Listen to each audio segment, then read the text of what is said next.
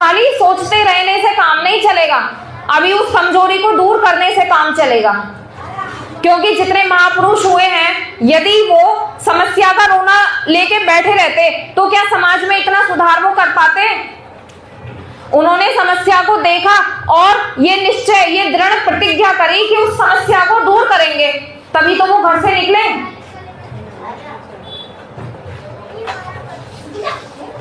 देखिए, देश में बहुत सारी पार्टियां हैं, एकमात्र देश की पार्टी बहुजन समाज पार्टी ऐसी है जिसने 4 बार जब इसकी सरकार बनी, विरोधियों के, दुश्मनों के पसीने छुड़ाने का काम करा है।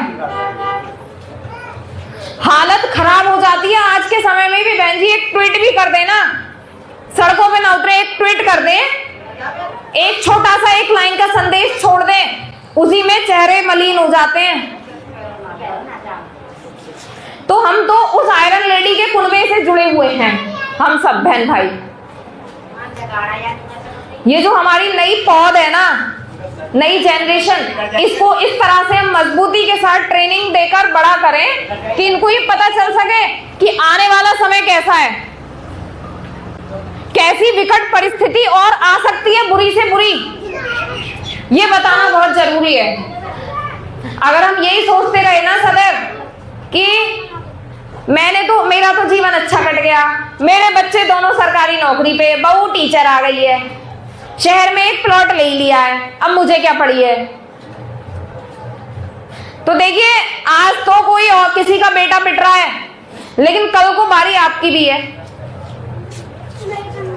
क्योंकि सदैव एक जैसी किसी की दशा नहीं रहती। इसलिए हम ये ना सोचें कि सामने वाले पे बीत रही है तो हमारा नंबर नहीं आएगा, अगला नंबर हमारा है।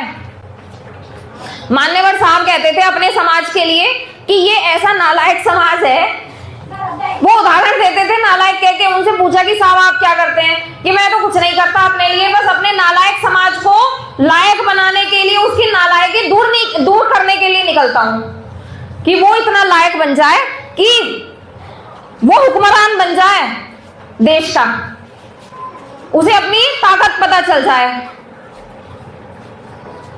कि जिसकी जितनी संख्या भारी उसकी उतनी हिस्सेदारी।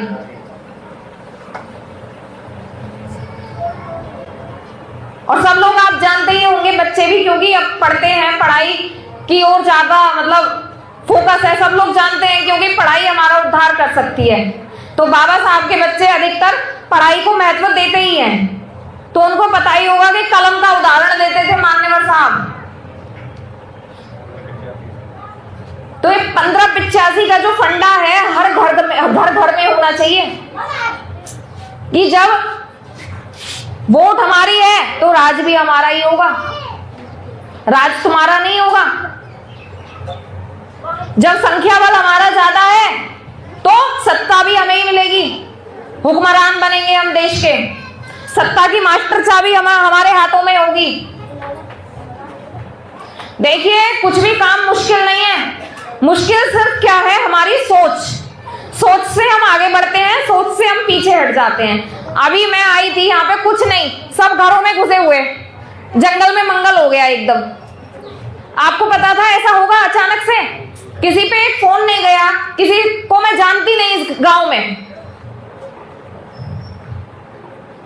तो खाली यहां से मैं एक गांव से निकल रही थी, कौन सा था वो, माचीपुर से, तो मेरे दिमाग में आया कि यहाँ भी एक नजदीक में है, चलो वहां चलते हैं। तो सोच ही तो बनी थी, कोई घर से तो मैंने प्लानिंग नहीं करी कि मुझे इस गांव में रुकना है। तो सोच में इतनी ताकत है कि जो आप सोचते हैं वो बन सकते हैं, वो सब कुछ कर सकते हैं। और आपकी सोच में इतनी ताकत है, आपकी वोट में इतनी ताकत है कि यदि आप ठान लें तो 2027 आपका होगा, आपकी बहन जी का होगा, और आप सत्ता पर काबिज होंगे, सत्ता आपकी होगी और आप हुक्मरान बनेंगे 2027 में। ताकत में, वो संगठन में इतनी बड़ी ताकत है। तो बस हम समय रहते हुए एक तो अपने पराये का भेद करना सीख जाएं। देखिए, बाबा साहब अम्बेडकर जब चुनाव लड़े थे तो हमारे बड़े बुजुर्ग सब जानते हैं कि विरोधियों ने उनको भी हराने का प्लान बना लिया था, उनके सामने उन्हीं के आदमी को खड़ा करा और उसको जितवा दिया।